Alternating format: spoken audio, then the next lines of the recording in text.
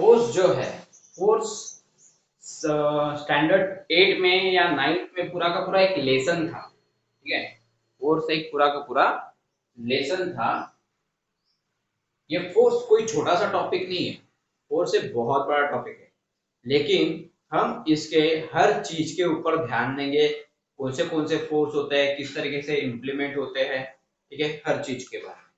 ठीक है, फोर्स जो होता है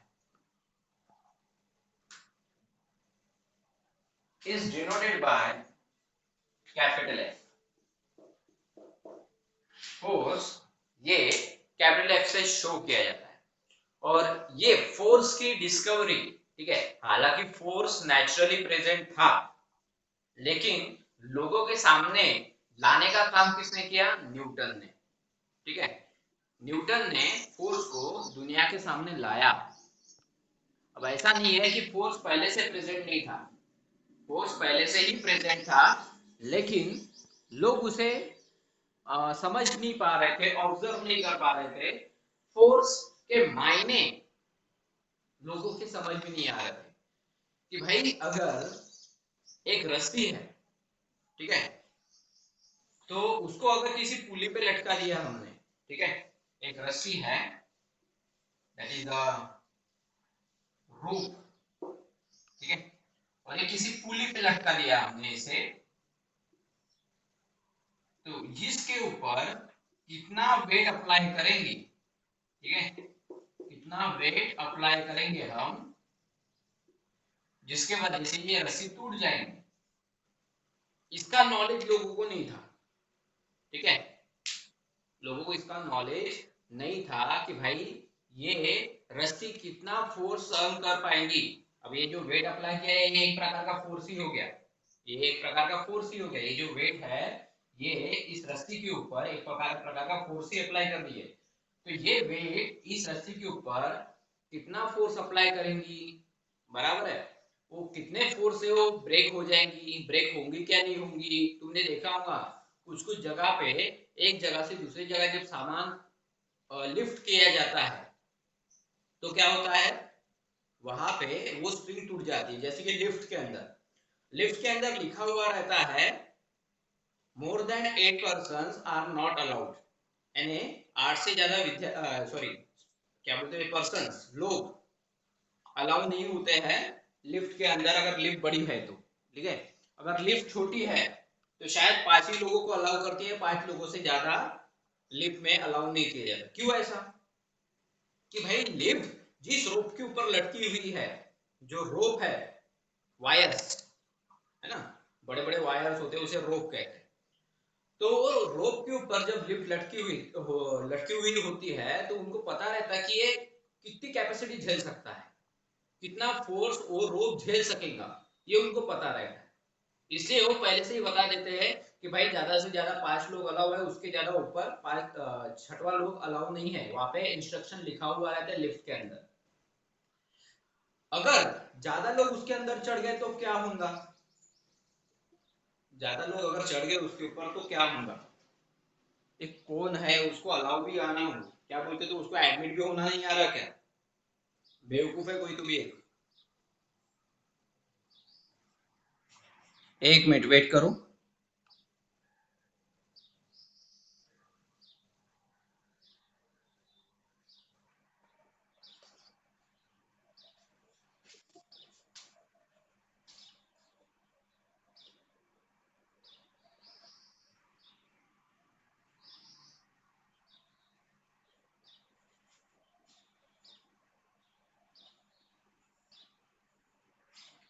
ओके, तो लिफ्ट के अंदर ऐसा इंस्ट्रक्शन क्यों लिखा हुआ रहता है कि भाई 5 ही लोग अलाउ है, 5 लोगों के ऊपर ज्यादा अलाउ नहीं है। क्यों ऐसा लिखा हुआ रहता है? क्योंकि उनको उस रोप की कैपेसिटी पता रहती कि ये कितना फोर्स सहन कर सकता है, उसकी एबिलिटी पता रहती। अगर ज्यादा फोर्स हो जाए तो क्या हो जाएगा, वो रोप टूट जाएगा और लिफ्ट धड़ाम से नीचे गिर जाएगी और एक्सीडेंट हो सकता है। तो इसलिए फोर्स का नॉलेज रख के वो इंस्ट्रक्शन लिखते हैं कि भाई इतना ही वो फोर्स सहन कर सकता है। अब ये कैसे पॉसिबल हुआ? न्यूटन के लॉ के कारण। कैसे पॉसिबल हुआ? न्यूटन के लॉ के कारण। न्यूटन के लॉ के कारण ही पता चलता है कि कौन सा रोप कितनी कैपेसिटी सहन कर सकता है। बराबर है। एक बंदा अपने पीठ के ऊपर बोझ उठाता है, फोर्स अप्लाई करता है, उठाता है, तो उसको उसकी कैपेसिटी पता रहती है कि भाई मैं इतने किलो का वेट उठा सकता हूँ, उसके ऊपर नहीं उठा सकता,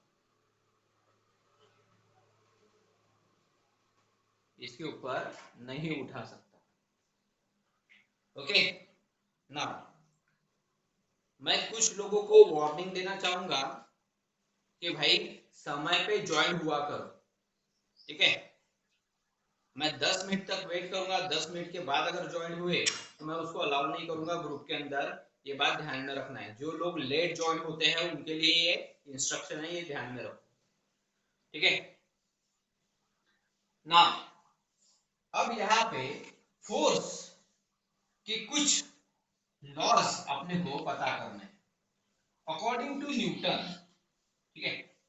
न्यूटन का क्या कहना था कि भाई, न्यूटन का नहीं, न्यूटन की एक कहानी है कि उसको ग्रेविटेशनल फोर्स के बारे में कैसे पता चला, ठीक है।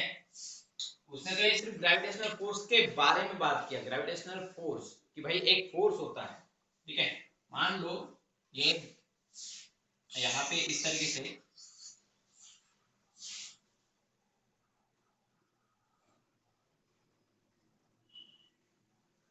ये पेड़ है, ठीक है। अब यहाँ पे एप्पल लगे हुए थे, क्या लगे हुए थे? एप्पल। और ये भाई साहब जो थे इसके नीचे में बैठे हुए थे, ठीक है।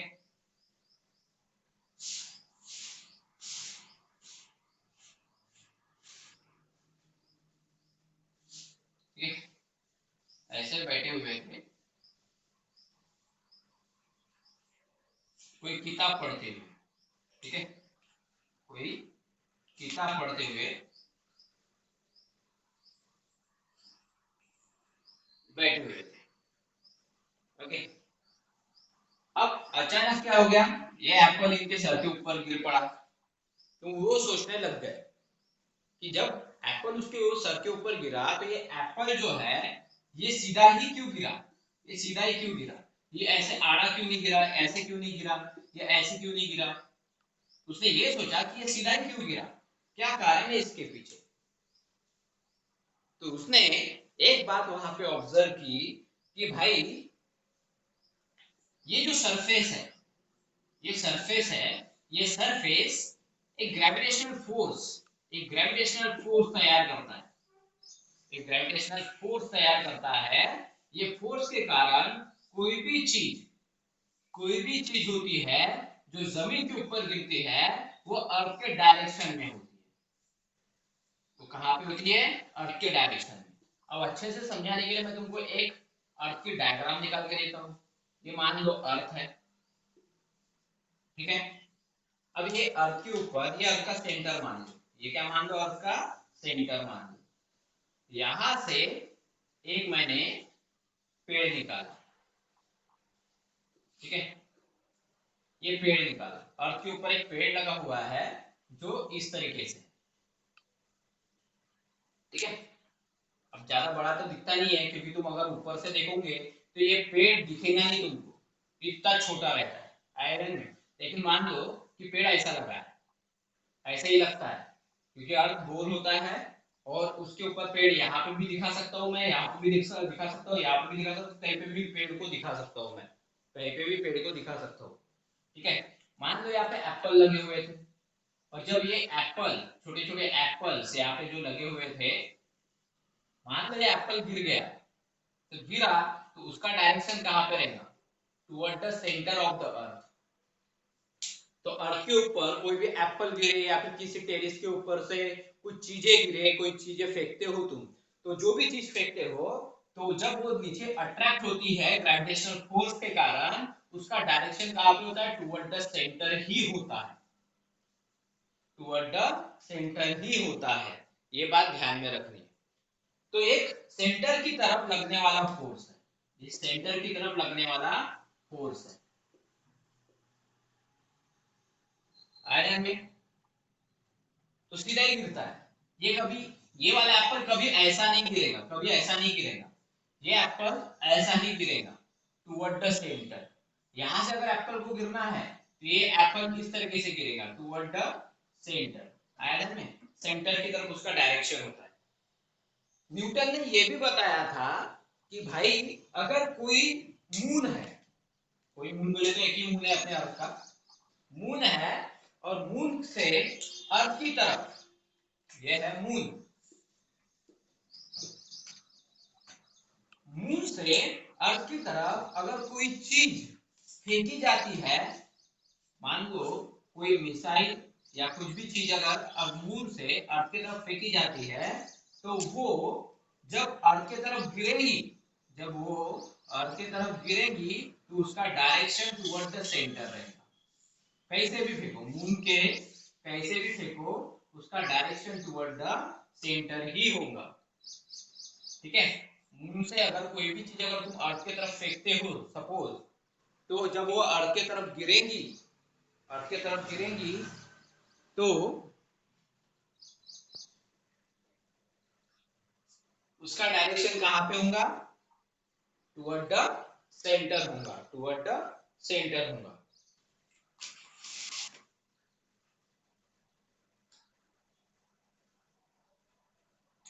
जानवी वाघमारे,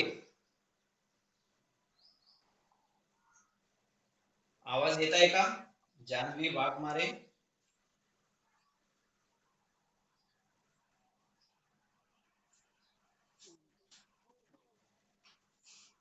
बेटा तुला समजत नाही का टायमिंग काय असते म्हणून लेट काऊन जॉईन झाली?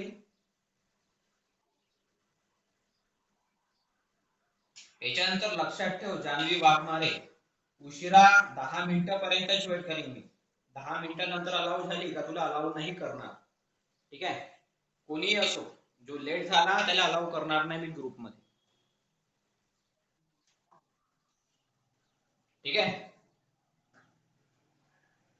ना, आगे देखते। तो ये तो बात समझ में आ गई कि भाई अर्थ के ऊपर कोई भी चीज रहो, जब क्या बोलते तो ऊपर से नीचे गिरती है तो उसका डायरेक्शन कैसे होता है, टुवर्ड द सेंटर होता है। या फिर मून से भी अगर आप फेंकते हो, ठीक है, मून से भी अगर किसी दूसरे प्लैनेट से कोई मिसाइल मिसाइल छोड़ते हो अर्थ की तरफ, तो उसका भी डायरेक्शन टुवर्ड द सेंटर ही रहेगा। मतलब जो ग्रेविटेशनल फोर्स लगता है, अकॉर्डिंग टू न्यूटन, न्यूटन ने ऐसा कहा था कि जो ग्रेविटेशनल फोर्स अप्लाई होता है वो जिस भी चीज के ऊपर होता है उस चीज का डायरेक्शन, उस चीज का डायरेक्शन टुवर्ड द सेंटर होता है। जब गिरता है तो गिरते समय उस चीज का डायरेक्शन टुवर्ड द सेंटर होता है, अर्थ के सेंटर की तरफ होता है। ओके, ये न्यूटन का मानना था। किसका मानना था भाई? न्यूटन भाई साहब जो थे हमारे, ठीक है, जो महान हस्ती थे, ठीक है, उनका मानना था। न्यूटन बहुत टैलेंटेड था बचपन से ही। न्यूटन की कहानी भी ऐसी है कि भाई जब बचपन में उसको स्कूल भेजा जाता था, ठीक है, तो न्यूटन की एक बहन भी थी और उसके पिताजी न होने के कारण उसके माँ के ऊपर बड़ा बोझ था उसके पढ़ाई का। ठीक है, तो उसके माँ ने किस तरीके से मेहनत की, लोगों के काम करके, भाई को भी बेटे को भी पढ़ाना, बहन को भी पढ़ाना, उसके बहन को भी पढ़ाना, छोटी लड़की को पढ़ाना। तो जिस स्कूल में वो भेजती थी वहां का खर्चा कम था। ठीक है, और न्यूटन जो था, न्यूटन बहुत टैलेंटेड था, बचपन से ही इनोवेटिव था, बचपन से ही उसका माइंड क्रिएटिव था, कुछ ना कुछ चीजें बनाने में वो हमेशा आगे रहता था। ठीक है, जब न्यूटन स्कूल में एक प्रोजेक्ट, स्कूल लेवल पे जब उसको यानी कंपटीशन में एक प्रोजेक्ट वोजेक्ट बनाने थे, छोटे बच्चों को देते हैं ना, तुमको भी दिए होंगे तुम्हारे स्कूल वालों ने कि भाई ये बना के लाओ, वो बना के लाओ। ठीक है, तो ऐसा ही स्कूल प्रोजेक्ट उनको मिलता था। तो न्यूटन ने इतना खास ऐसा प्रोजेक्ट बनाया था जो सभी टीचर को पसंद आया था, जो सबसे अलग था, एडवांस था। ठीक है, तो वो प्रोजेक्ट जब स्कूल के टीचर्स को पसंद आया था और स्कूल के टीचर्स का वो स्टूडेंट यानी बहुत ही फेवरेट स्टूडेंट था, खास करके उसके क्लास टीचर का। जब उसका स्कूल लेवल कंप्लीट हो गया और कॉलेज लेवल में जाने की जरूरत पड़ी, तो उसके मम्मी ने उसको बोल दिया कि भाई मैं तेरे को पढ़ा नहीं सकती। ओके, अब पढ़ा नहीं सकती क्योंकि उनके पास इतना पैसा नहीं था एडमिशन लेने के लिए, तो कैसा करे वहां पे। तो उसके स्कूल के टीचर ने उसकी मदद की, पैसे से लेके एडमिशन से लेके, और उसको शहर के बड़े वाले कॉलेज में उसको दाखिला दिलवाया, एडमिशन करवा के। वहां पे उसने अपनी पढ़ाई के साथ साथ अपना रिसर्च भी जारी रखा, और उसी समय की बात है जब वो पेड़ के नीचे बैठा था तो एप्पल उसके सर के ऊपर गिरा। ठीक है, और बस उसके कॉलेज के सामने ही वो गार्डन था एप्पल्स का। ठीक है, एप्पल के गार्डन होते हैं। ठीक है, उस गार्डन में वो बैठा था, तो उस समय की बात है, पढ़ाई करते करते जब उसके सर के ऊपर वो एप्पल गिरा, तो उस समय उसने सोचा कि भाई ऐसा क्यों हुआ, ये एप्पल ऐसा क्यों गिरा। ठीक है, तभी उसने इस फोर्स की डिस्कवरी की थी। न्यूटन ने मोशन के 3 लॉ तैयार किए थे। हम मोशन करते हैं ना, एक जगह से दूसरी जगह जाना, अलग अलग, अगर कोई चीज है एक ही जगह पे रहती है तो वो उस समय तक एक ही जगह पे रहेंगी। मान लो कोई बॉल है, इमेजिन कर लो अपने दिमाग में, अपने दिमाग में एक बॉल को इमेजिन कर लो, फुटबॉल को, और मान लो वो एक जगह पे रखा हुआ है। ठीक है, तुम अपने घर में भी इमेजिन कर सकते हो, किसी बाहर में रोड पे भी इमेजिन कर सकते हो, या फिर किसी गार्डन में भी इमेजिन कर सकते हो। ठीक है, तो एक बॉल है, एक बॉल को रखा हुआ है एक जगह पे, तो वो बॉल तब तक वही जगह पे रहेगा, कब तक रहेगा उसी जगह पे बताओ तो, जब तक कोई एक्सटर्नल फोर्स उसके ऊपर अप्लाई नहीं करता, यानी कोई बाहरी फोर्स उसके ऊपर अप्लाई नहीं होता, तब तक वो बॉल उसी जगह पे रहेगा। ठीक है, इसका मतलब कोई फोर्स अप्लाई नहीं हो रहा, ऐसा है क्या? नहीं, उसके ऊपर फोर्स अप्लाई हो रहा है, लेकिन वो फोर्स जीरो हो जा रहा है, वो फोर्स जीरो हो जा रहा है। ठीक है, कौन सा फोर्स जीरो हो रहा, कौन सा फोर्स अप्लाई नहीं हो रहा और कौन सा फोर्स अप्लाई हो रहा है, इसके बारे में हम डिटेल में पढ़ेंगे। ठीक है, तो उसका कहना क्या था, उसकी वेलोसिटी जीरो रहेगी जब तक कोई बाहरी फोर्स, नेचुरल फोर्स की बात नहीं कर रहा हूं, बाहरी फोर्स जब तक अप्लाई नहीं होगा तब तक उसकी वेलोसिटी जीरो रहेगी। ठीक है,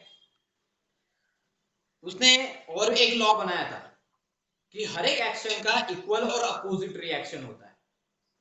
मान लो एक आधी बॉल लिया तुमने और वो बॉल को दीवार के ऊपर फेंक के मारा, तो क्या होगा, जितने फास्ट में तुम दीवार के ऊपर बॉल को फेंक के मारोगे उतने ही फास्ट में वो बॉल फिर से वापस आएगा तुम्हारी तरफ, आएगा कि नहीं आएगा। यानी न्यूटन ने सिंपल सी बात कही थी कि हर एक एक्शन का इक्वल एंड अपोजिट रिएक्शन होता है। बराबर है, हर एक एक्शन का इक्वल और अपोजिट रिएक्शन होता है। किसी भी पत्थर को लो, बॉल को लो, ऊपर फेंको, जितने फास्ट में वो ऊपर जाएगा धीरे धीरे उसकी वेलोसिटी कम होगी, और जैसे ही वो ऊपर से नीचे आएगा, जैसे ही वो ऊपर से नीचे आएगा तो स्टार्टिंग में उसकी वेलोसिटी कम रहेगी, और जैसे जैसे नीचे आते जाएगा वैसे उसकी वेलोसिटी बढ़ते जाएगी। यानी जितना समय उसको ऊपर जाने के लिए लग रहा है उतने ही समय में वो नीचे आ जाएगा। तो मतलब अगर बात करें वेलोसिटी की, तो ऊपर जाने की वेलोसिटी और नीचे आने की वेलोसिटी, एवरेज वेलोसिटी इक्वल थी। ऊपर जाने की एवरेज वेलोसिटी, नीचे आने की एवरेज वेलोसिटी इक्वल थी। ठीक है, अब एवरेज वेलोसिटी कैसे निकालते हैं इसके बारे में भी अपन बाद में बात करेंगे। सारी चीजें डिटेल में जानना है अपने को, तभी अपना बेसिक फाउंडेशन कंप्लीट होगा, तभी अपना बेसिक फाउंडेशन कंप्लीट होगा। ओके, तो ये सिर्फ ध्यान में रखने वाली चीज है, इसको ड्रॉ करने की जरूरत नहीं है तुमको, इसको सिर्फ ध्यान में रखो। ओके,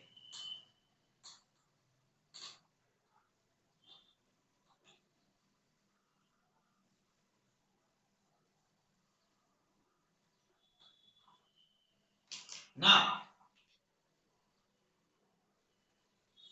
यहाँ पे जो फोर्स होता है, ठीक है, फोर्स की डिस्कवरी मैंने अभी बताया कि न्यूटन ने किया था, इसलिए इसको न्यूटन में गिना जाता है।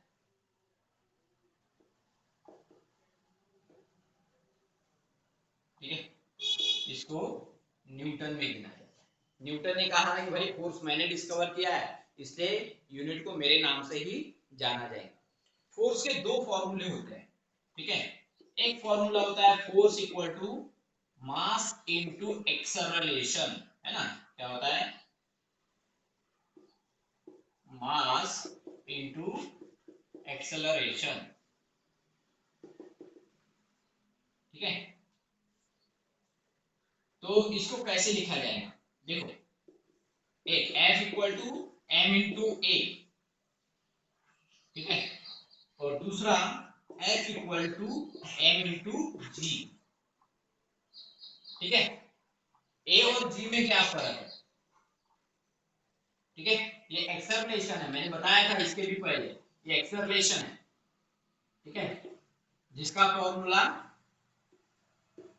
Rate of change of velocity with time इस तरीके से होता है, ठीक है। इसका यूनिट होता है मीटर पर सेकंड स्क्वायर। ये कब अप्लाई होता है, जब कोई चीज आगे या पीछे मोशन करती है, आगे या पीछे मोशन करती है, कोई चीज आगे या पीछे मोशन करती है, उस समय ए एक्सेलरेशन ये अप्लाई होता है, एक्सेलरेशन अप्लाई होता है ए वाला। लेकिन कोई चीज ऊपर या नीचे मोशन करती है, ऊपर में या नीचे में मोशन करती है, उस समय जी ये अप्लाई होता है। इसका भी unit metre per second square ही होता है, इसका भी यूनिट जो होता है वो मीटर पर सेकंड स्क्वायर होता है। और जी को क्या कहते हैं, इस जी को कहते हैं acceleration due to gravity, acceleration due to gravity, acceleration due to gravity ये कहा जाता है। ये एक्सेलरेशन को थोड़ा सा शॉर्ट फॉर्म में लिखा है मैंने, एक्सेलरेशन ड्यू टू ग्रेविटी कहा जाता है, ग्रेविटी के वजह से होने वाला एक्सेलरेशन, ग्रेविटी के वजह से होने वाला acceleration, acceleration due to gravity, acceleration due to gravity कहा जाता है इसे, ओके। और उसका यूनिट होता है मीटर पर सेकंड स्क्वायर या फिर centimetre per second square. CGS unit लोगे तो सेंटीमीटर पर सेकंड स्क्वायर रहेगा, और ऐसा यूनिट लोगे तो मीटर पर सेकंड स्क्वायर रहेगा। तो दो चीजें समझ लो, ये भी फोर्स का फॉर्मूला है मास इनटू एक्सेलरेशन, और ये भी फोर्स का फॉर्मूला है mass into acceleration due to gravity, लेकिन दोनों अलग अलग जगह पे अप्लाई होता है। कोई ऑब्जेक्ट आगे पीछे मोशन कर रहा होगा तो उसके ऊपर अगर फोर्स निकालना है तो ये फॉर्मूला अप्लाई करो, ठीक है। आगे पीछे कोई ऑब्जेक्ट मोशन कर रहा है, मान लो बॉल है, एक बॉल है जो इधर भी मोशन कर सकता है इधर भी मोशन कर सकता है, बराबर है। तो उस समय ये वाला फॉर्मूला अप्लाई करो, force equal to mass into acceleration, mass किसका, बॉल का, एक्सेलरेशन किसका, बॉल का, बराबर है। लेकिन वही बॉल अगर ऊपर नीचे मोशन कर रहा है, वही बॉल अगर ऊपर नीचे मोशन कर रहा है, तो उस समय ये वाला फॉर्मूला लगाओ। जी की वैल्यू हमेशा फिक्स होती है, जी की वैल्यू क्या होती है, जी की वैल्यू फिक्स होती है 9.8 मीटर पर सेकंड स्क्वायर, ये फिक्स वैल्यू होती है, जी की वैल्यू जो है 9.8 मीटर पर सेकंड स्क्वायर, ये फिक्स होती है। राउंड फिगर में हम इसे जी की वैल्यू, राउंड फिगर में जी की वैल्यू को हम 10 मीटर पर सेकंड लेते हैं, सेकंड स्क्वायर, ये राउंड फिगर हो गया, है ना। ओवरऑल पॉइंट वाली वैल्यू नहीं चाहिए अपने को, राउंड फिगर लेना है, कैलकुलेशन में दिक्कत जाती है कभी कभी, पॉइंट वाली वैल्यू लेने के बाद कैलकुलेशन में थोड़ी सी दिक्कत जाती है, इसलिए राउंड फिगर हम 10 कंसीडर करते हैं उसे, ठीक है। तो ये कंसीडर करना पड़ता है, कंसीडर करना पड़ता है, ये एक्चुअल होता है, ठीक है। ये क्या होता है, एक्चुअल होता है, ये एक्चुअल है और ये कंसीडर करना पड़ता है, आया ध्यान में। तो जी की वैल्यू क्या होती है 9.8।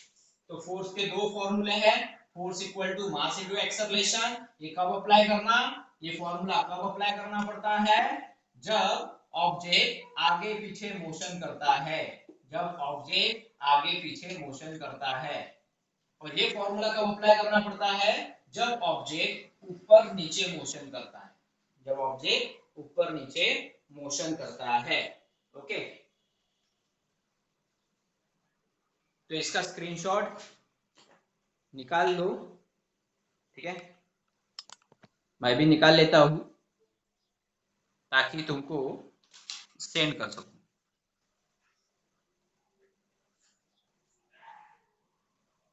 इसमें अगर कोई डाउट है तो पूछो भाई, इसमें अगर कोई डाउट है तो पूछो, जो चीज नहीं समझ में आई यहाँ पे वो मुझसे पूछो, ठीक है। मैं तुमको 1000 बार समझाऊंगा, मुझे कोई प्रॉब्लम नहीं है समझाने में, लेकिन अंडरस्टैंड करके ही पढ़ना जरूरी है, समझ के पढ़ना ही जरूरी है, इमेजिन करना जरूरी है। किसी को पूछना है तो पूछ सकता है भी।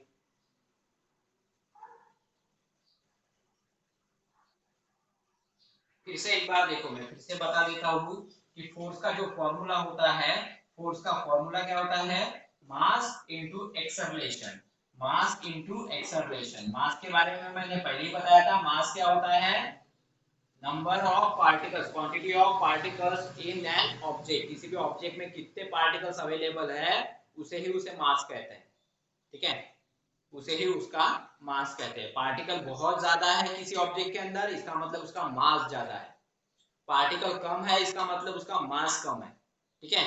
मास और वेट में फर्क है, मास और वेट में फर्क है। मास सिर्फ एम से डिनोट किया जाता है, ठीक है, मास को एम से डिनोट किया जाता है, लेकिन जो वेट होता है, वेट, जो वेट होता है वो कब तैयार होता है, वेट,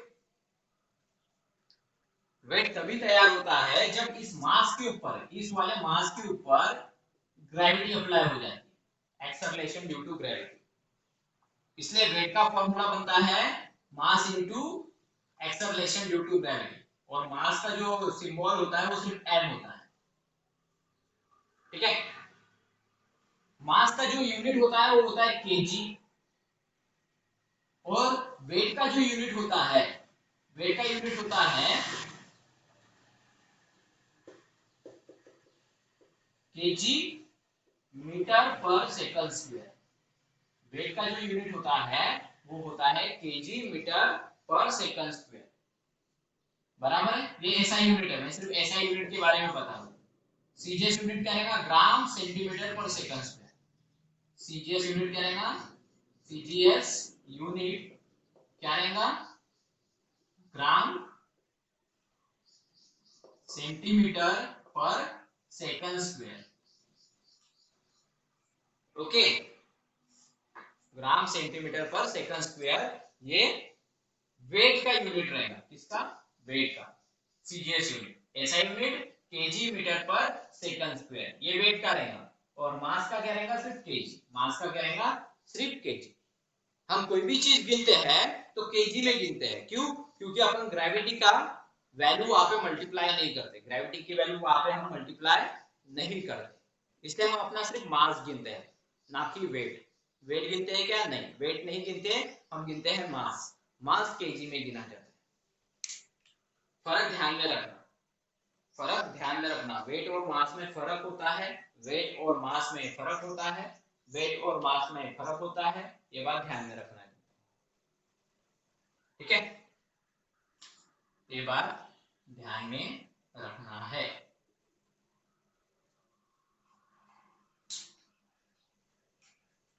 ओके, आगे देखते हैं। अब इसको मिटा देता हूं मैं।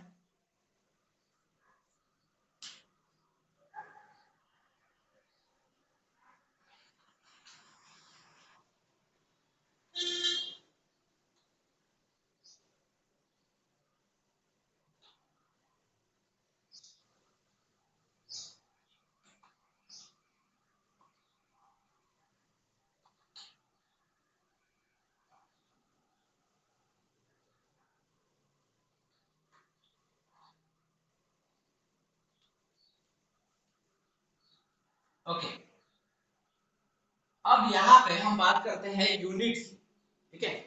मुझे बताओ, मास जो है, मास, मास को हम डिनोट करते हैं एम से, अभी बताया, इसका जो यूनिट होता है, ठीक है, वो होता है KG, that is SI unit, और सीजीएस यूनिट क्या होता है, सीजीएस यूनिट जो होता है वो होता है ग्राम, ग्राम, ठीक है। कभी तुमने किराना स्टोर्स में गए हो, ग्रोसरी शॉप में, और किराने का सामान खरीदते समय तुमने कुछ ऐसी जो महंगी चीजें वो ग्राम में खरीदते हैं। भाई 200 ग्राम चाहिए, 100 ग्राम चाहिए, जैसे कि खसखस है ना, खसखस की सब्जी खाते हैं ना कुछ लोग, खसखस जो है वो शायद ग्राम में खरीदते हैं, किलो में नहीं खरीदते, क्योंकि वो महंगी होती है बहुत, बराबर है, तो ग्राम में खरीदते हैं। ठीक है, तो तुम उसमें देखोगे कि ग्राम जो है नंबर ऑफ क्वांटिटी में आता है, खसखस जो है नंबर ऑफ क्वांटिटी में आता है, भाई गिनता है इतने इतने ग्राम देना है, 100 ग्राम 50 ग्राम इस तरीके से, बराबर है। तो क्या हो गया, हम मास गिन रहे, क्या गिन रहे हैं, उसका मास गिन रहे, खसखस का मास गिन रहे, ग्राम में भी गिन सकते हैं। और कोई ज्यादा चीज जैसे शुगर वगैरह खरीदना है, शुगर खरीदते हो ना तुम लोग, शुगर खरीदना है तो वो केजी में खरीदते, बराबर है, दैट इज कॉल्ड अ मास। उसके बाद मास का यूनिट हो गया केजी। दूसरा एक्सेलरेशन, एक्सेलरेशन को ए से शो करते हैं और उसका ऐसा यूनिट क्या रहेगा, एक्सेलरेशन को ए से शो करते हैं और उसका ऐसा यूनिट क्या रहेगा, मीटर पर सेकंड स्क्वायर, और सीजीएस यूनिट क्या रहेगा, centimetre per second square. Rate of change of velocity with time, है ना, एक्सेलरेशन की डेफिनेशन क्या है, rate of change of velocity with time, rate of change of velocity with time, rate of change of velocity with time, ये उसकी definition है। और उसका यूनिट क्या है, मीटर पर सेकंड स्क्वायर, या फिर सीजीएस यूनिट है सेंटीमीटर पर सेकंड स्क्वायर। अब बात करते हैं फोर्स के फॉर्मूले और यूनिट की। जैसे फोर्स का फॉर्मूला होता है मास इनटू एक्सेलरेशन, बराबर है, mass into acceleration according to Newton second law, according to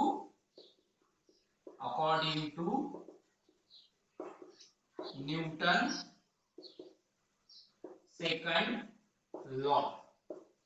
ये तीनों लॉ मैं तुमको समझाऊंगा, तीनों लॉ तुमको समझाऊंगा, ठीक है। Force equal to mass into acceleration, ये फोर्स का फॉर्मूला होता है according to Newton second law, ठीक है। तो मास जो है, मास का यूनिट क्या है, केजी, मास का यूनिट क्या है, केजी।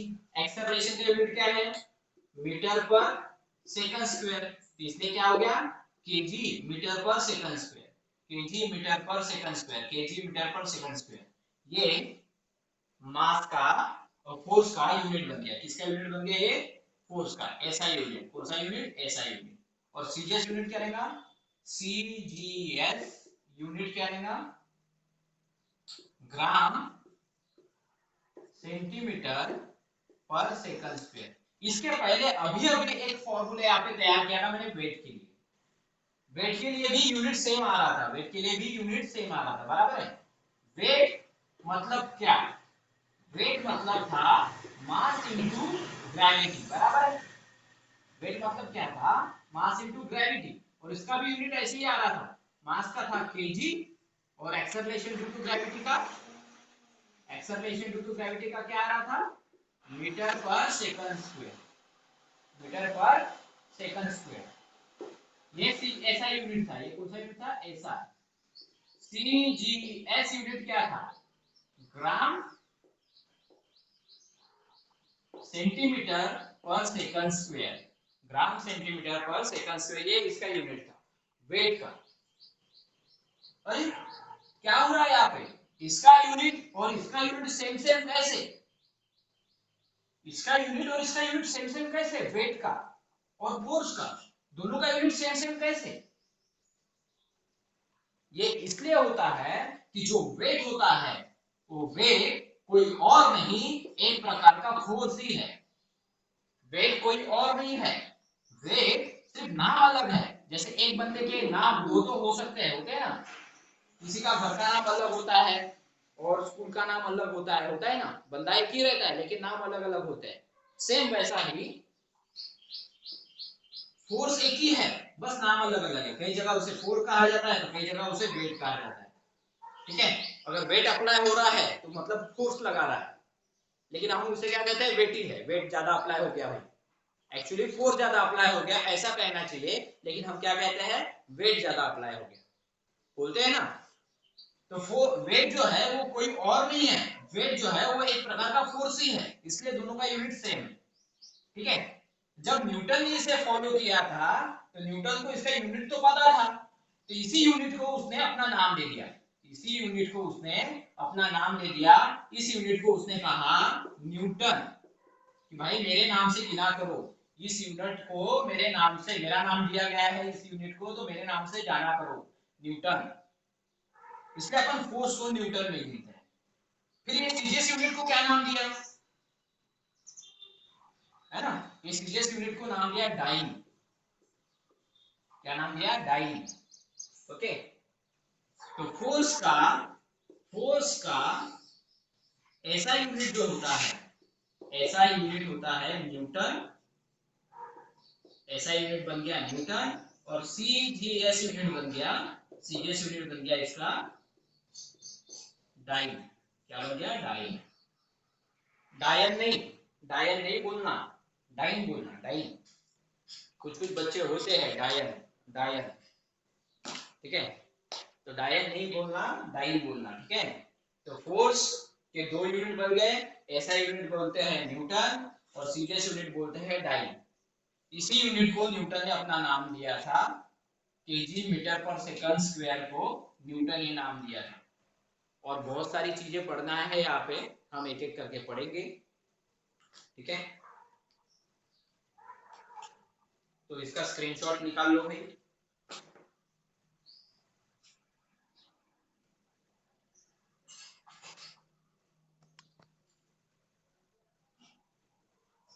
ओके,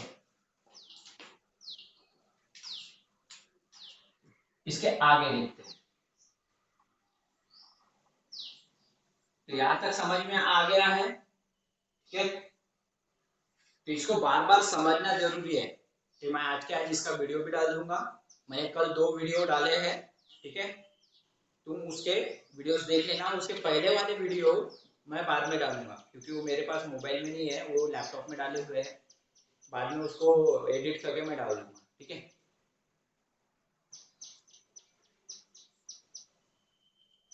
ना इसको मिटा देता हूँ,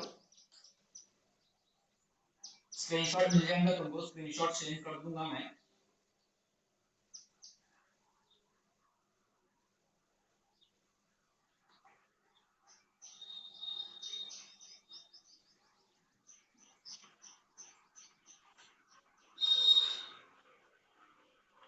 ओके, मान लो एक बॉल है, ठीक है, किसी सरफेस पे एक बॉल रखा हुआ है, मान लो ये बॉल है, ठीक है। अब ये जो बॉल है, इसके ऊपर कौन से फोर्स अप्लाई हो रहे हैं, इसके ऊपर कौन से फोर्स अप्लाई हो रहे हैं, क्या फोर्स अप्लाई हो रहा है क्या नहीं हो रहा है, बस रखा हुआ है, रखा हुआ है मतलब कोई फोर्स अप्लाई हो रहा है क्या, ये इंपॉर्टेंट। यस, इसके ऊपर फोर्स अप्लाई हो रहा है, ठीक है।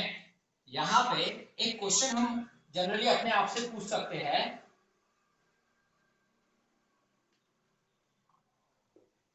क्वेश्चन यहाँ पे हम अपने आप से पूछ सकते हैं कि यहाँ पे कोई फोर्स अप्लाई हो रहा है क्या, ठीक है। तो आंसर क्या रहेगा इसका? आंसर रहेगा हमारे पास यस। यहाँ पे बहुत सारे फोर्स अप्लाई हो रहे हैं, कौन से फोर्स अप्लाई हो रहे हैं, उसका नाम क्या होता है, फोर्स के नाम ध्यान में रखो, ठीक है। फोर्स के बहुत सारे नामकरण हुए हैं, फोर्स भले ही एक हो लेकिन उसके नामकरण अलग अलग है, ठीक है। फोर्स को कौन से नाम दिए हैं, फोर्स को कौन से नाम दिए हैं, ठीक है। उसको नाम दिया गया है, पहला वेट, हमने अभी देखा वेट, ठीक है। ग्रेविटी, दूसरा ग्रेविटी भी एक प्रकार का है, ग्रेविटेशनल फोर्स कहते हैं ना, तो दैट इज ग्रेविटी। तीसरा ग्रेविटेशनल फोर्स भी कह सकते हो उसे, ग्रेविटी बोलो या ग्रेविटेशनल फोर्स बोलो। तीसरा नॉर्मल, नॉर्मल मतलब परपेंडिकुलर, नॉर्मल का मतलब क्या होता है, परपेंडिकुलर,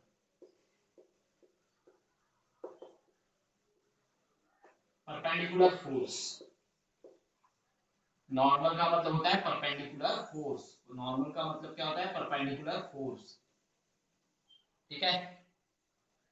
और चौथा होता है pair of force, pair of opposite pair of opposite force.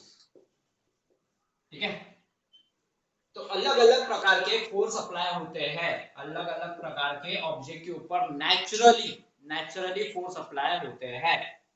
ठीक है, तो देखो भाई यहाँ पे कौन से फोर्स अप्लाई हो रहे हैं।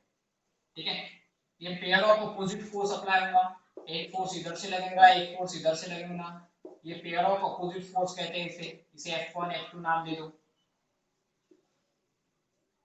Pair of opposite force. ठीक है, ये इक्वल होते हैं, ये दोनों हमेशा इक्वल होते हैं, pair of opposite, equal and opposite लिखना चाहिए यहाँ पे, पेयर ऑफ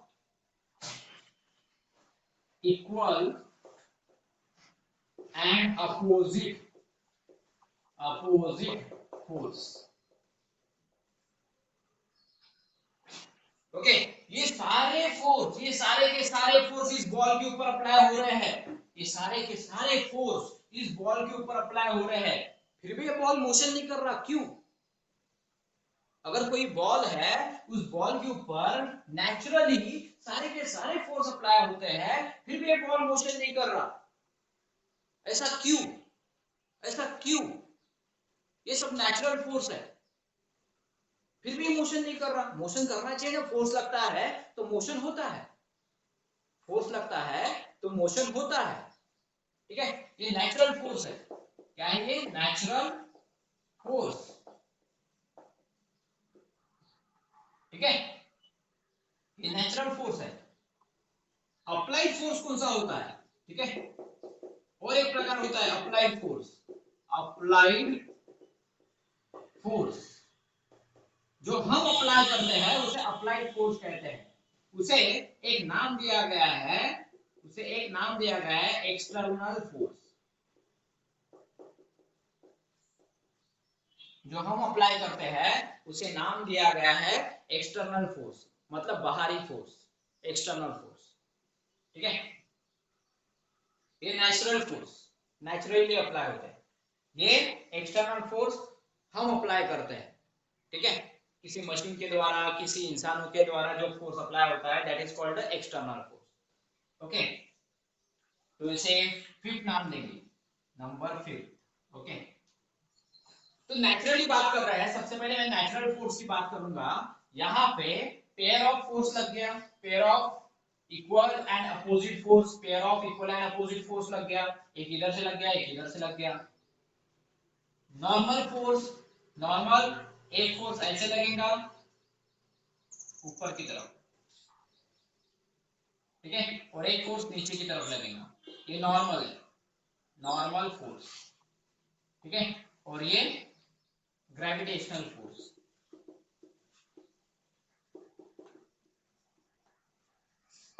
ठीक है,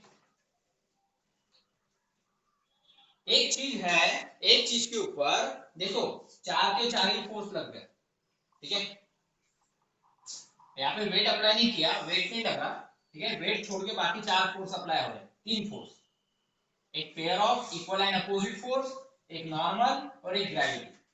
लेकिन सोचने वाली बात है, चार के चार फोर्स लगने के बावजूद भी ये बॉल मोशन नहीं कर रहा है, क्यों? क्या कारण है, क्यों नहीं हो रहा है? ठीक है, ये इसलिए नहीं हो रहा है क्योंकि इसका मैग्नीट्यूड का मतलब क्या है? वैल्यू। मैग्नीट्यूड का मतलब क्या है? वैल्यू।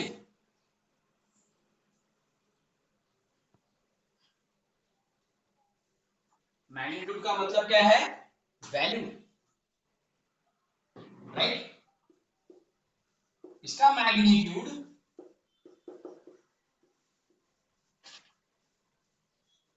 इसका मैग्नीट्यूड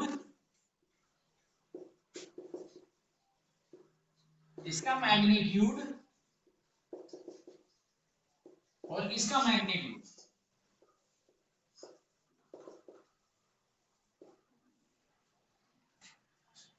ठीक है, ये जो मैग्नीट्यूड है, इसका मैग्नीट्यूड और इसका मैग्नीट्यूड दोनों अपोजिट है, दोनों के मैग्नीट्यूड इक्वल होते हैं। मान लो यहाँ पे अगर 2 न्यूटन फोर्स लग रहा है, 2 न्यूटन, तो ये भी 2 न्यूटन रहेगा, लेकिन माइनस में रहेगा, -2 न्यूटन। यहाँ पे अगर 3 न्यूटन लग रहा है तो यहाँ पे -3 न्यूटन लगेगा, यहाँ पे -3 न्यूटन लगेगा, बराबर है। ये 2 न्यूटन, ये -2 न्यूटन, ये 3 न्यूटन, इसका डायरेक्शन ऐसे है, ये -3 न्यूटन, इसका डायरेक्शन ऐसे है। और ये सभी फोर्स का जब हम टोटल निकालते हैं, टोटल फोर्स निकालते हैं, तो टोटल फोर्स कितना हो जाएगा, देखो यहाँ पे टोटल फोर्स कितना हो जाएगा, 2 न्यूटन, ये -2 न्यूटन, ये 3 न्यूटन और ये -3 न्यूटन, क्या हो जाएगा टोटल 0। टोटल फोर्स क्या हो गया, इसे नेट फोर्स भी कहते हैं, क्या कहते हैं इसे, नेट फोर्स भी कहते हैं।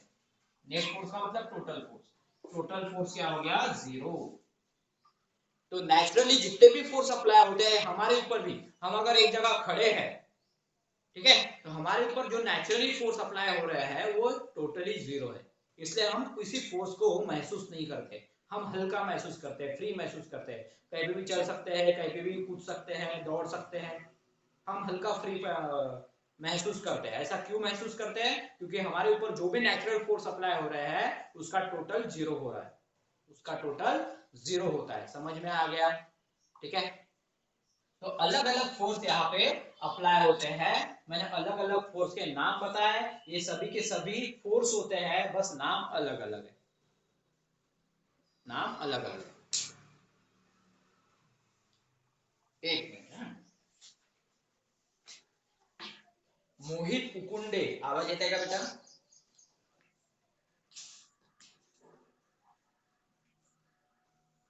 मोहित उकुंडे, आवाज आला पाहिजे तुझा।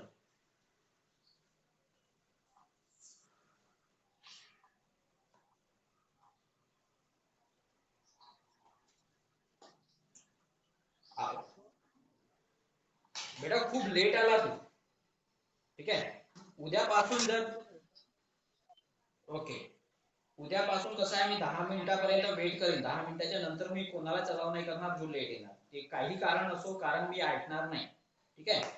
तर तुला ही लास्ट वॉर्निंग आहे, हे लक्षात ठेवायचं, ठीक है।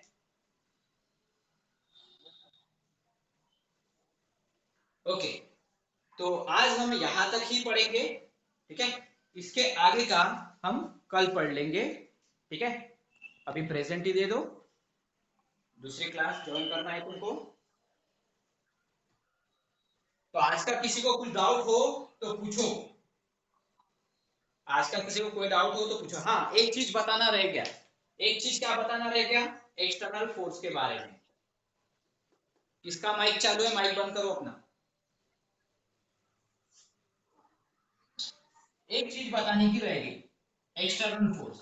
एक्सटर्नल फोर्स क्या होता है इसके बारे में मैं बता देता हूं। एक्सटर्नल फोर्स क्या होता है कि मान लो यही बॉल यहां पे रखा हुआ है, यही बॉल यहां पे रखा हुआ है, ऐसा मान लो। अब चारों फोर्स इसके ऊपर अप्लाई हो रहे थे, उसका नेट फोर्स 0 है, लेकिन जब एक्सटर्नल फोर्स अप्लाई होगा, एक्सटर्नल फोर्स जब भी अप्लाई होगा, एक्सटर्नल फोर्स जब भी अप्लाई होगा, तो ये बॉल मोशन करने लग जाएगा, ये बॉल मोशन करने लगेगा, क्योंकि सभी नेचुरल फोर्स के ऊपर भारी कौन सा फोर्स है, सभी नेचुरल फोर्स के ऊपर सबसे भारी फोर्स अगर कोई है तो वो एक्सटर्नल फोर्स। और जब भी एक्सटर्नल फोर्स अप्लाई होगा, जब भी एक्सटर्नल फोर्स अप्लाई होगा तो ऑब्जेक्ट को मोशन करना पड़ेगा, ठीक है, क्योंकि external force is greater than all natural forces. External force is greater than all natural forces. यहाँ पे लिख के देता हूं नोट, क्या है, external force, external force is greater than all natural forces. सभी नेचुरल फोर्सेस से ग्रेटर है, इक्वल भी रह सकता है, ठीक है, इसलिए ये मोशन करेगा, इसलिए मोशन करेगा। यहाँ पे सिर्फ ग्रेटर लिखो, इक्वल मत लिखो, ठीक है, ये ध्यान में रखना, ये ध्यान में रखना है तुमको, है ना, ये फॉर्मूला, ये नोट ध्यान में रखना है तुमको, ठीक है। एक्सटर्नल फोर्स के बारे में ये ध्यान में रखना है तुमको। अगर दिख नहीं रहा होगा तो ठीक है, मैं ऊपर में लिख के देता हूँ। दिख नहीं रहा होगा तो यही वाला सेंटेंस मैं ऊपर में लिख के देता हूँ। देखो ये मैं ऊपर में लिख के दे रहा हूँ यहाँ पे।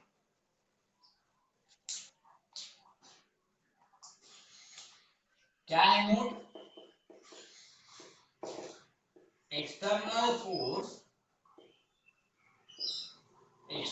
force is greater than all natural forces, है ना। एक्सटर्नल, ऊपर का भी नहीं दिख रहा, अरे ये तो गड़बड़ हो गई। चलो ठीक है,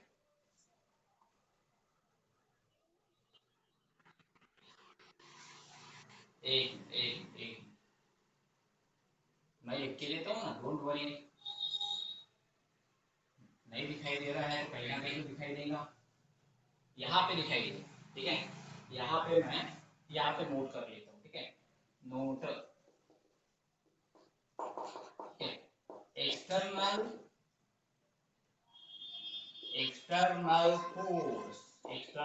force is greater than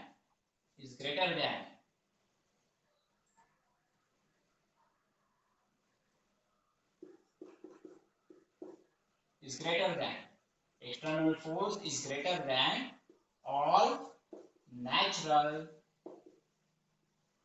forces। अब दिख रहा है? अभी तो क्लियर दिख रहा होगा, है ना। थोड़ा सा एडजस्ट करना पड़ता है, ठीक है। तो चलो इसका मैं स्क्रीनशॉट निकाल लेता हूँ।